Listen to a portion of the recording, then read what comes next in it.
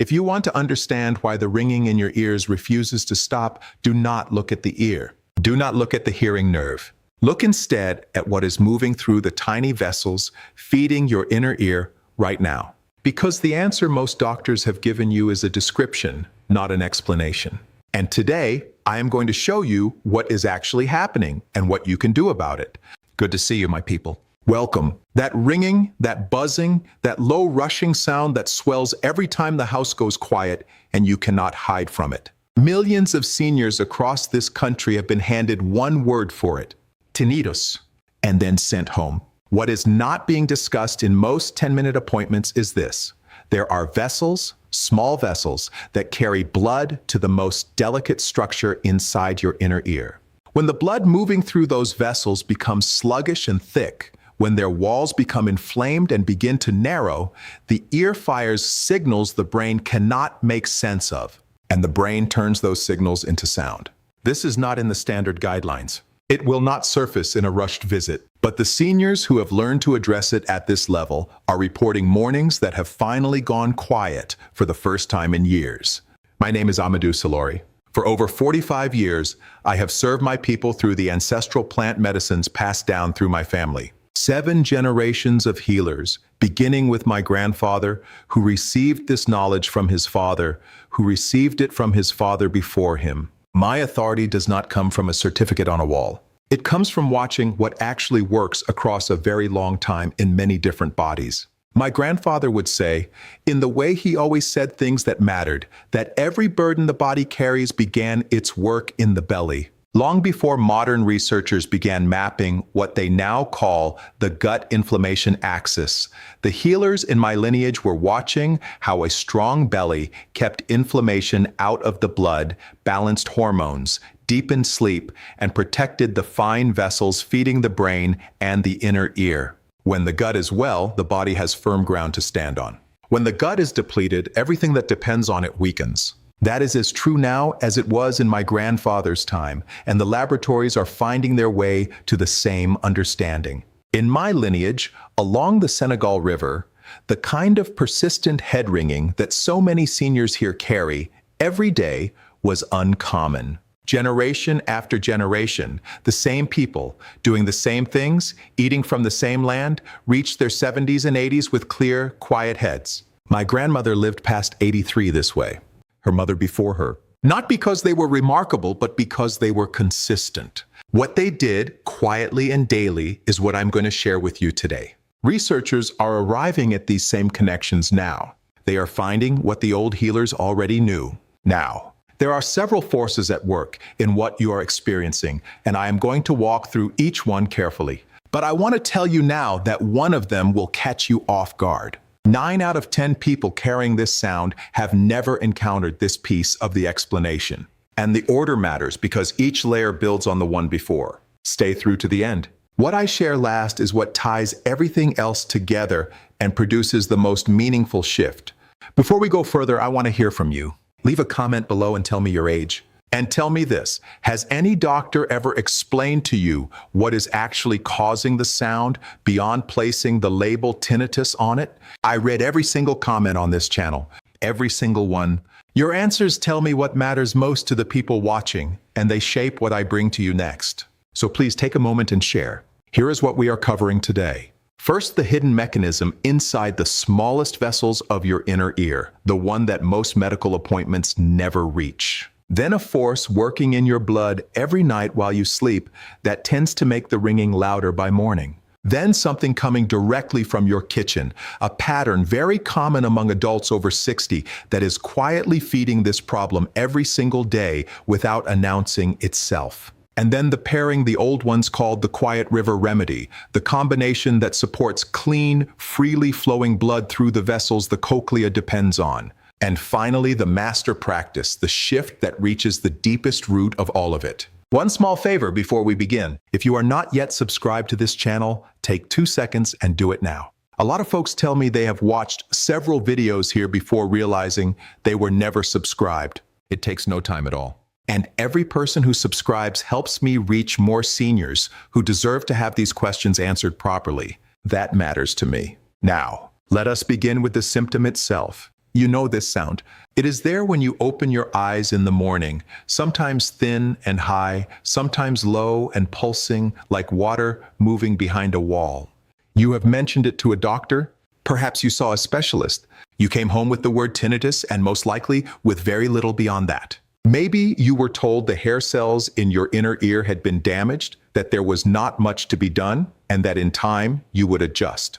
I want you to sit with something different today. What you are experiencing is real, and it deserves a genuine explanation. For a significant portion of seniors, the sound has nothing to do with structural hearing damage. It is a signal from the blood, from the circulation that feeds one of the most metabolically demanding structures in the entire head, a tiny coiled organ called the cochlea, no larger than a small pea, that requires a constant, uninterrupted supply of clean, flowing blood to function. When that supply is compromised, the cochlea struggles. It fires distress signals. The brain, receiving signals it cannot classify as sound from the outside world, manufactures sound of its own. The cochlea is sitting in a terrain, and terrain can be changed. Here is what makes the cochlea particularly vulnerable. It is fed by a single artery, just one. No alternate route, no redundant blood supply of any kind. Most organs in the body have backup pathways. The cochlea does not. So when the blood moving through that one vessel becomes sluggish, or when the vessel wall itself begins to thicken from inflammation and narrow from the inside, the cochlea registers the change immediately. It has no resilience buffer. It depends entirely on what that one small artery delivers. In a younger body with supple, responsive vessel walls and freely moving blood, the cochlea receives what it needs without interruption. After 60, several things begin to shift. The first is nitric oxide production. This is the compound the body uses to keep vessel walls soft, open, and responsive. After 60, the body's capacity to produce it declines measurably. As vessels stiffen, blood flow to the cochlea drops in volume and consistency. The cochlea begins to fire distress signals, and the brain turns those signals into the sound you know. The second factor is blood viscosity. Mild chronic dehydration is extraordinarily common among adults over 65 because the thirst mechanism becomes less reliable with age. The body can be meaningfully dehydrated without sending a strong signal for water. Thicker blood flows more slowly through the smallest vessels in the body, and the cochlea, with its single blood supply and no backup route, feels that change before any other organ in the head. The third factor is what researchers are now beginning to document, and what the old healers in my lineage observed long before any laboratory study confirmed it. Chronic low-grade inflammation in the vessel walls themselves, not the acute kind that announces itself with heat and swelling. The quiet kind, burning at a low temperature inside the arteries for years, gradually thickening their inner lining, gradually narrowing the passage the blood must travel. For the cochlea, with its single artery and no redundancy, even modest narrowing is enough to reduce flow and trigger the signals the brain reads as sound. The old ones watched this pattern for generations. The researchers have now begun to find the same thing. So what is making the terrain worse? There are three forces I want to name clearly. The first is the slow burn. My grandfather had a name for chronic vessel wall inflammation, and it was the slow burn, and I have always found that name exact. A fire that does not flame. A fire that simply holds its heat inside the artery walls, year after year, thickening their lining and narrowing the passage without ever announcing itself loudly. This kind of inflammation is fed heavily by refined sugars, seed oils, and the ultra-processed foods that form the backbone of how many people eat today. The old ones treated it with bitter plants and root medicines, drawing from an apothecary that the earth itself provides, plants that have been cooling the walls of the blood for centuries. The second force is elevated homocysteine. This is an amino acid that accumulates in the blood when the body cannot properly process certain B vitamins, particularly B12 and folate. High homocysteine is directly damaging to vessel walls. It promotes stiffening, encourages microclotting, and is very common among older adults, especially those whose gut function has declined and whose nutrient absorption has weakened with it. Which connects to something I have watched across generations of older bodies, my people. After roughly age 65, the gut loses a significant share of its beneficial bacteria. When this happens, three things fail together. The probiotic bacteria cannot sustain their work without prebiotic fiber to feed them. And even when both are present, the body still cannot do its deepest internal repair without postbiotics, which are the actual healing compounds that healthy gut bacteria produce. Think of a garden where the seeds and the water are both present, but the soil has been stripped of everything that makes growth possible. You can tend that garden faithfully every day and get nothing. All three parts must work together. When the gut terrain collapses, vessel inflammation climbs. Homocysteine builds, nitric oxide production falls further, and the cochlea sits in an environment that cannot sustain it. The third force is oxidative stress. After 60, the body generates free radicals at a faster rate while producing fewer antioxidants to manage them. Oxidative stress attacks the fragile cells of the inner ear directly. It also strips away nitric oxide production, compounding the vessel stiffness I described earlier. These three forces are not separate problems. They reinforce each other. Address one while leaving the others untouched, and the results will be limited. One of my clients, Gloria, 71 years old, a retired school teacher from Cedar Rapids, Iowa, had lived with a high-pitched ringing in both ears for 4 years. What had been overlooked was the relationship between her elevated vessel inflammation markers and the long-standing daily diet patterns that were continuously feeding them. After 10 weeks of addressing her gut terrain and adjusting her food patterns, she told me the ringing had reduced by roughly 60%. Amadou, she said, I had stopped believing that quiet mornings were something I would ever have again. And now we arrive at what I have been building toward, the recovery. The practices that address the terrain the cochlea depends on. Let me pause here for a moment because this is what so many of my folks ask about, both in conversations and in the comments. They want to know, is there something that addresses the gut terrain, the vessel inflammation, and the postbiotic work all at once without taking a handful of capsules? What I have landed on, after years of watching and listening, is BoochBod.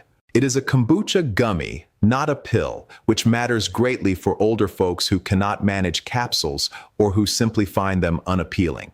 It carries all three parts in one daily gummy: prebiotic fiber, a clinically studied probiotic called lactospore, and a postbiotic called postbiotics LM1004. It also contains dandelion root, a plant my grandfather gathered every spring from the fields near our home because he understood its bitter compounds had been used by healers in our lineage for generations to reduce inflammation in the blood. Over 30,000 people are already using BoochBod each day. The link is in the description below. And please, as with everything we discuss here, speak to your doctor before starting any supplement. Now, the plant protocol. Ginkgo biloba has been part of the teaching passed down through my lineage for as long as anyone in our family can remember. Across generations of watching the same kinds of complaints, we have seen it support freer blood movement through the smallest vessels, particularly those feeding the brain and the inner ear.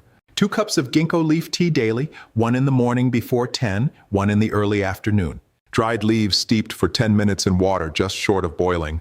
Hold this practice for at least 4 consecutive weeks before evaluating what it has done. The vessel responds slowly. The slow burn took years to build.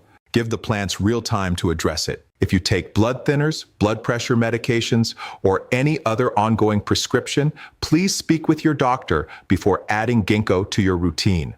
Paired with ginkgo is hawthorn berry. The old ones called these two the river and the bank. The ginkgo supports the movement of blood through the small channels. The hawthorn strengthens the channel walls that carry it. Hawthorn berry tea or a standardized extract once in the afternoon alongside the second ginkgo cup. Hawthorn has been relied upon in plant medicine traditions across both West Africa and Europe for longer than modern cardiology has existed as a field.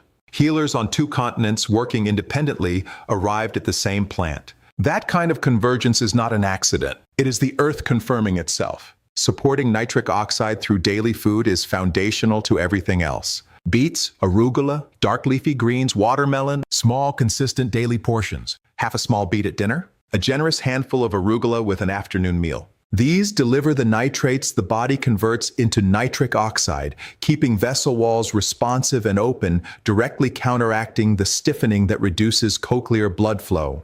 The practice that binds everything together is consistent hydration with minerals. Because thicker blood, as I described, measurably reduces the flow through the cochlea's single artery. Drink throughout the day whether you feel thirsty or not. Add a small pinch of mineral-rich sea salt or a few thin slices of cucumber to your water to ensure the minerals your blood needs are available. This one change is often the first to produce noticeable results because it addresses the dehydration-driven blood thickening directly. Raymond, 68 years old, a former postal carrier from Santa Fe, New Mexico, came to me after 2 years of a low rushing sound in both ears. What had been overlooked was consistent mild dehydration combined with irregular meal timing that was affecting his blood viscosity throughout the day. After 12 weeks of daily hydration, ginkgo and hawthorn tea, and the beet and leafy green additions each day, his morning ringing had reduced by roughly 55%. He laughed when he told me, "Amadou, I spent 2 years thinking my ears were broken. Turns out I was just thirsty." After 45 years of watching what actually works, here is what I want to give you before we finish. Tip 1. Time ginkgo before noon. Ginkgo supports circulation and mental alertness. Taken late in the day, it can disrupt sleep in some older adults, which worsens overnight oxidative stress and quietly works against everything else the protocol is building. Tip 2. Consistency beats intensity every time. A cup of hawthorn tea each day for 8 weeks will accomplish more than 3 cups a day for 1 week, followed by nothing. The vessel wall changes slowly and steadily. Sporadic heroics cannot produce what daily discipline can. Tip 3. Address homocysteine through food. Leafy greens, eggs, and lentils provide the B12 and folate the body needs to clear homocysteine from the blood. Without these, even a strong plant protocol has a ceiling it cannot rise above. 3 mistakes I see most consistently. Mistake 1, taking ginkgo without holding a steady schedule. People notice modest improvement, stop for a week, restart, stop again. Every interruption resets the cumulative work the plant is doing inside the vessel wall. Commit to 4 unbroken weeks before making any judgment. Mistake 2, pursuing the plant protocol while continuing to feed the slow burn through diet. You cannot cool vessel inflammation from the outside while actively stoking it from the inside. Reducing refined sugars and processed seed oils is not optional alongside these practices. It is the foundation they require. Mistake 3, waiting for thirst before drinking water. After 65, the thirst mechanism becomes genuinely unreliable. The body can be significantly dehydrated without sending a recognizable signal. Drink on a schedule, regularly throughout the day, regardless of how you feel. The cochlea will respond before you are even aware it was asking. My people, I want to say something to you directly now. You are not watching this video because you have given up. You are watching it because some part of you refuses to accept the incomplete answer. And that part of you is right. What you are protecting here is not a small thing. Your mornings. Your ability to sit in a room with your grandchildren and be genuinely present with them.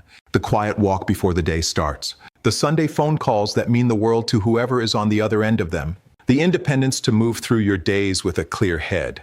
The sound in your ear is not a verdict. It is a message, and you have just learned to read it far more clearly than before. It is never too late for the body to respond to care. I have watched men and women well into their 80s take up these practices and experience meaningful improvement within weeks. The body is more patient with us than we are with it. You are the driver of this body.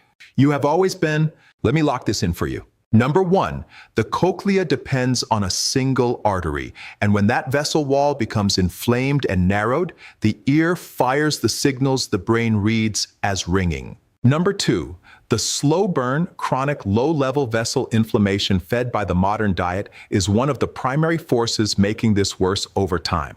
Number 3, elevated homocysteine, driven by B vitamin absorption difficulties common in older guts, is directly corrosive to vessel walls and accelerates the problem. Number 4, gut terrain. Without all 3 parts working together, prebiotic fiber, probiotic bacteria, and postbiotics, the internal environment deteriorates and vessel inflammation climbs. Number 5, the master protocol. Ginkgo biloba, paired with hawthorn berry, supported by nitric oxide foods and consistent daily hydration with minerals, addresses the vessel terrain directly and gives the cochlea the conditions it needs to quiet down. If you made it to the end, my brother, my sister, please take 2 seconds and subscribe if you have not already. Then share this with someone you love, a spouse, a sibling, the oldest friend you have. They may be carrying this same sound right now with no idea what is causing it. Leave a comment and tell me, which of these practices are you starting first? I read every single comment on this channel, every single one. And for the 3-part gut support formula I mentioned, the link for BoochBod is in the description below, waiting for you whenever you are ready. From the roots the old ones trusted and the earth that has always known, thank you for being here, my people. Go well.